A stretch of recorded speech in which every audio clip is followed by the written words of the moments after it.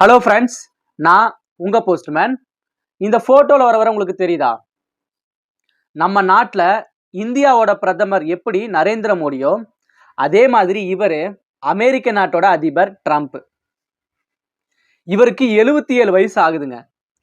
இவர் அங்க இருக்கிற நாட்டில் அமெரிக்க மக்களை பார்த்து என்ன சொல்றாருன்னா, அதிபர் ட்ரம்ப், அமெரிக்க மக்களே, நீங்க நாய் போல நோய்வாய்ப்பட்டிருந்தாலும், உங்களுக்கு எவ்வளவு பெரிய நோய் இருந்தாலும் வர எலெக்ஷன்ல எனக்கு ஓட்டு போட்டுட்டு போய் சாகுங்க.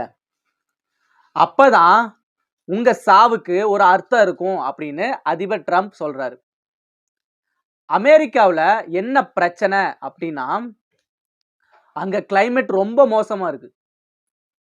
பனி கொட்டுது.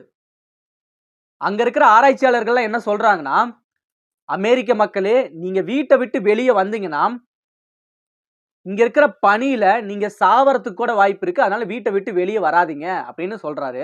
ஆராய்ச்சியாளர்கள், மருத்துவர்கள் எல்லாருமே அங்க. ஆனா அதிபர் ட்ரம்ப், நீங்க வீட்டை விட்டு வெளியே வாங்க, வந்து எனக்கு ஓட்டு போடுங்க, அப்பதான் நான் இந்த அதிபர் பதவியில ஜெயிக்க முடியும், அடுத்த அமெரிக்காவோட அதிபரா ட்ரம்ப் நான் ஆக முடியும் அப்படின்னு சொல்றாரு. அது மட்டும் இல்லாம அமெரிக்க அதிபர் ட்ரம்ப் என்ன சொல்றாருன்னா, இந்த அமெரிக்காவில் நிறைய பொய் சொல்றவங்க இருக்காங்க, திருடுறவங்க நிறைய பேர் இருக்காங்க, அதுக்கப்புறம் வந்து பாத்தீங்கன்னா தப்பு பண்றவங்க நிறைய பேர் இருக்காங்க, தப்பான தாட்ஸ்ல நிறைய துரோகம் பண்றவங்க நிறைய பேர் இருக்காங்க. ஆனா அவங்களாம் அதிபர் ஆறாங்க. ஆனா அவங்க கிட்ட இருந்து நம்ம நாட்டை காப்பாற்றணும். இந்த உலகத்திலேயே நம்ம அமெரிக்க நாட்டை மிகப்பெரிய வல்லரசு நாடா மாத்தணும். அந்த பொறுப்பு அமெரிக்க நாட்டு மக்கள் உங்க கையில தான் இருக்கு. அதனால நீங்க எல்லாருமே என்ன அமெரிக்க நாட்டோட அதிபர் ஆக்கணும் அப்படின்னு சொல்றாரு. நம்ம இந்தியாவை போல அமெரிக்கால நிறைய கட்சிகள் இல்லை. அமெரிக்காவில் மொத்தம் 2 கட்சிகள் தான் இருக்கு. ஓகேங்களா? இப்படி இருக்கும் பொழுது அமெரிக்க அதிபர் இந்த மாதிரி சொல்றாரு.